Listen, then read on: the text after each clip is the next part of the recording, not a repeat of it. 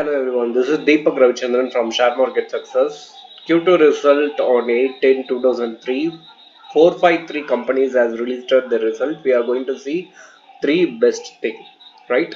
So first company is Ador Welding. The sales increases 20% and EPAT increases 80% and net profit increases 96% and EPS increases 96%.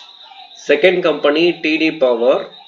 Its current market price is 272 and overall market capital 4000 crore above.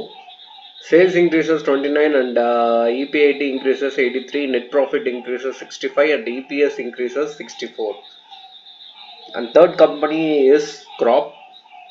Its current market price is 480 and overall market capital 12,000 crores above and sales increases 107 and EPAT increases 404 and net profit increases 780 and EPS increases 81, right?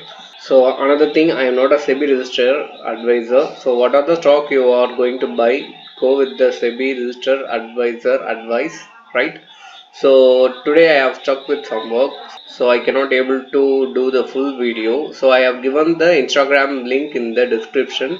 So see that there will be the technical analysis. You can able to see all the stock, right? Thank you.